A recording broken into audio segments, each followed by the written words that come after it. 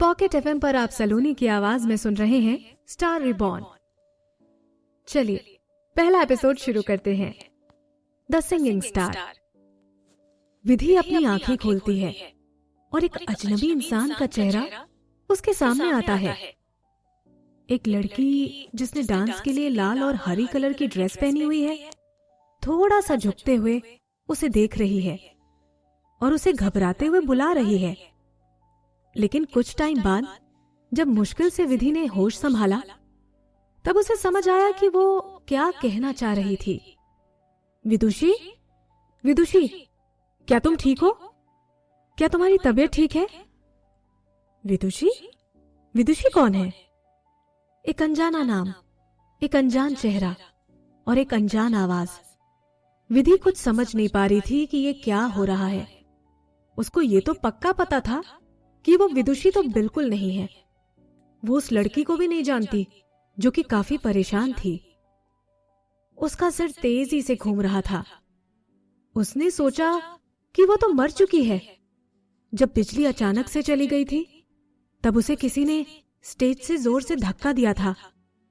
इससे पहले वो कुछ कर पाती, वो काफी ऊंचाई से स्टेज से जा गिरी थी और आखिरकार एक ठोस बैरिकेड के ऊपर जाकर गिर गई थी, जिससे उसके सर पर स्टील का शार्प बार घुस गया था, जिससे खून बहने लगा था और ब्रेन मैटर बाहर निकल गया था। तो फिर ये सब क्या है जो अब हो रहा है उसके साथ? वो लड़की अभी भी विधि पर चिल्ला रही थी। फिर भी विधि कुछ भी सुनने के मूड में नहीं थी। विधि ने अपने चारों तरफ देखा और जानने की कोशिश की कि वो कहां है। एक सुनहरी सी लाइट के नीचे 7 से 8 सुंदर लड़कियां स्ट्रेचिंग और पूरी एनर्जी के साथ घूमना और कई सारे डांस स्टेप्स कर रही थी अपने कोच के इंस्ट्रक्शंस पर। ये एक डांस स्टूडियो था। जैसे ही विधि ने अपनी नजर उन लड़कियों से हटाई, तो उसे एक शीशा दिखा जिसमें उसका चेहरा दिखाई दे रहा था। विधि शीशे में खुद की जैसी एक कमजोर 15 से 16 साल की लड़की की तरह कमरे के कॉर्नर में बैठे देखा। उसके सॉफ्ट और सिल्की से लंबे बाल थे और उसने भी वही लाल और हरी कलर की ड्रेस पहनी हुई थी जो और लड़कियों ने पहनी थी डांस के लिए। वो एक अजनबी की तरफ देख रही थी। लेकिन ये तो सच था कि जो वो अब है वो पहले नहीं थी। विधि, फेमस सिंगर और डीवा। विधि पूरी तरह से शॉक थी। वो याद करती है कि उसने कुछ नॉवेल्स पढ़ी थीं जिसकी थीम थी दोबारा जी उठना और पुनर्जीवन, जो कि उस समय ऑनलाइन बहुत ज्यादा चल रही थी। तो क्या वो फिर से जिंदा हो गई थी किसी अनजान इंसान की बॉडी में? आखिर ये सब था क्या? जैसे जैसे वो कोशिश कर रही थी हालात समझने की, वो लड़की जो विधि के सामने थी, उसने किसी से अपनी परेशानी बताते हुए कहा, कोच जल्दी इधर आइए और विदुषी को देखिए। जब से वो बेहोश होकर उठी है तब से इसने एक शब्द भी नहीं कहा है। क्या उसे कुछ हो गया है? अच्छा, क्या हो सकता है उसे आखिर? उसी आदमी ने कहा जिसे उस लड़की ने कोच कहकर बुलाया था, जो कि विधि को नफरत से देख रहा था। विदुषी, तुम फिर से बेहोश होने का नाटक कर रही हो। मुझे बहुत अच्छे से पता है। अब उठो और शुरू करो अपनी डांस प्रैक्टिस। यहाँ पे डांस में ट्रेनीज की कोई कमी नहीं है। हम वैसे भी मंथ के एंड में होने वाले एग्जीबिशन के काफी करीब आ गए हैं और तुम फिर से इस बार लास्ट आई हो, तो तुम्हें जरूर इस बार बाहर निकाल दिया जाएगा इस ट्रेनिंग से। ओह, तो मेरा नया नाम विदुषी है, विधि ने सोचा। रुको, लेकिन ये कोई पॉइंट नहीं है। पॉइंट तो है कि ये विदुषी है जो कि एक ट्रेनी है वेवे डांस में। विधि ने सुना तो था इस रेप्यूटेड कंपनी के बारे में।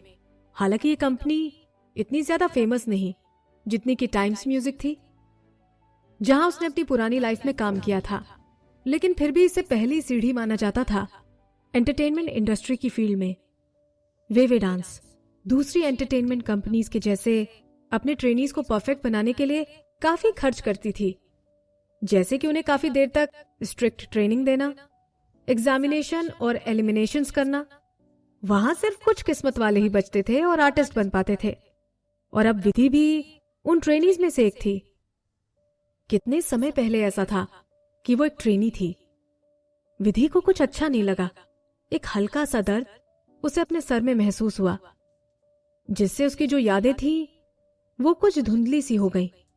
उसे अब भी याद थे सालों पहले वो चमकती हुई धूप के गर्मियों के दिन, जब टाइम्स म्यूजिक डांस स्टूडियो की ट्रांसपेरेंट खिड़कियों से धूप की रोशनी आती थी, जिसके साथ मिक्स होकर फूलों की खुशबू और एक आदमी जो कि हमेशा ही मुस्कुराता था और उस पर प्यार जताया करता था। विदुषी, विदुषी, क्या तुम ठीक हो? उस लड़की की चिंता से भरी हुई आवाज विधि को वापस रियलिटी में ले आई। अपना सर हिलाते हुए उसने उसी लड़की का चेहरा देखा जो पहले भी उसके साथ थी। विधि बिना पल के झपकाए उस लड़की को देखे जा रही थी। उसका चेहरा चिंता और डर से सहमा हुआ था। प्रिया। अपने आप ही उस लड़की का नाम विधि के दिमाग में आया। फिर कुछ देर बाद ही विदुषी और प्रिया के बीच जो भी यादें थी उसके दिमाग में धीरे धीरे आने लगी थी। लेकिन इससे पहले विधि उन यादों को अच्छे से याद कर पाती, उससे पहले ही प्रिया ने साफ शब्दों में कहा, विदुषी, क्या अब तुम अच्छा फील कर रही हो? प्लीज कुछ तो बोलो, मुझे डराओ मत। विधि उसके सर को रब करने लगती है ताकि उसका हल्का सर दर्द कम हो जाए और कहती है, मैं ठीक हूं प्रिया, थैंक यू। बस तुम हमेशा ठीक रहो। प्रिया अपने दांत दिखाते हुए हंसती है और जल्दी से भाग कर जाती है और वहां रखे हुए वाटर डिस्पेंसर से पानी का ग्लास भरकर विधि को दे देती है। लो, अब पानी पी लो, और हां, अगली बार से ओवर डांस प्रैक्टिस मत करना। मुझे पता है तुम बेहोश होने का नाटक नहीं कर रही थी। तुमने तो मुझे हद से ज्यादा डरा दिया था। प्रिया का इतना ज्यादा सोचना और चिंता करना उसके लिए विधि को कुछ पसंद नहीं आ रहा था।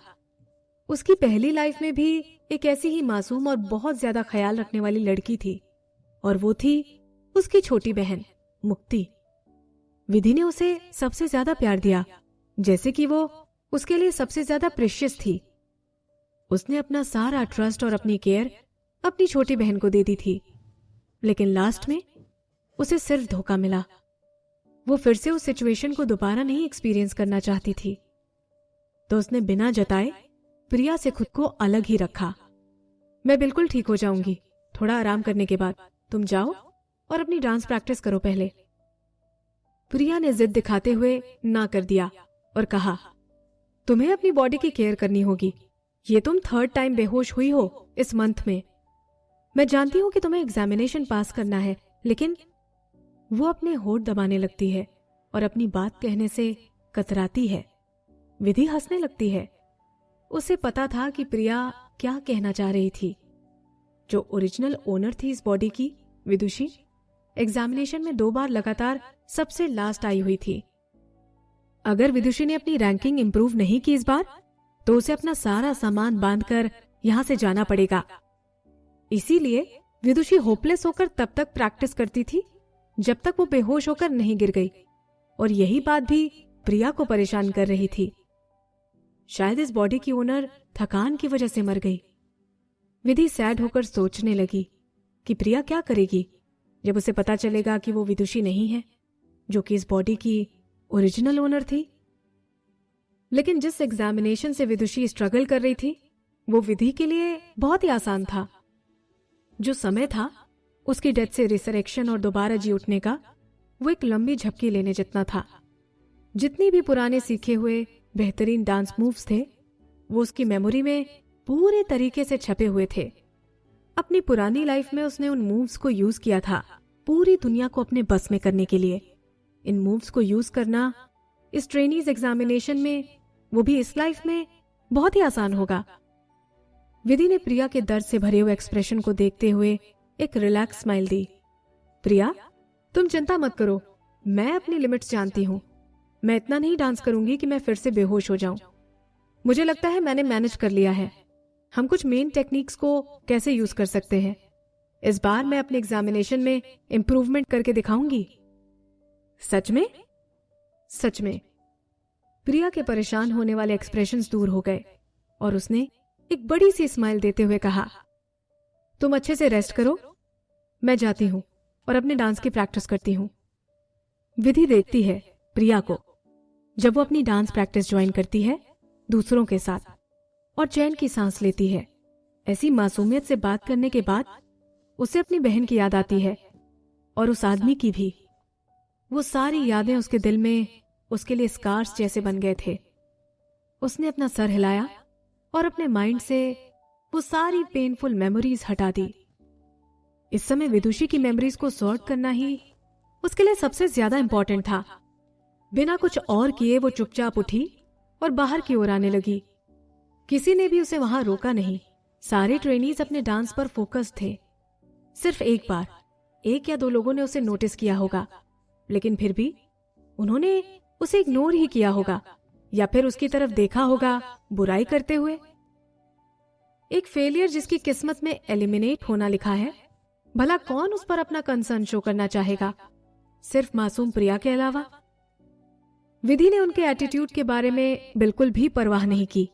जो भी अच्छा और बुरा उसने अपनी पुरानी लाइफ में एक्सपीरियंस किया था, उसने उसको ह्यूमन रिलेशनशिप की जितनी भी कड़वी सच्चाई है उससे पूरी तरह रूबरू करवा दिया था। तो ये थोड़ी सी हेटनेस ट्रेनीज से बहुत ही छोटी सी बात थी कि वो उसको परेशान कर पाए। उसने सबसे अलग जगह ढूंढी बैठने के लिए, और फिर सारी चीजें जो भी विदुषी से रिलेटेड थी उसके माइंड में, उनको छांटना शुरू कर दिया।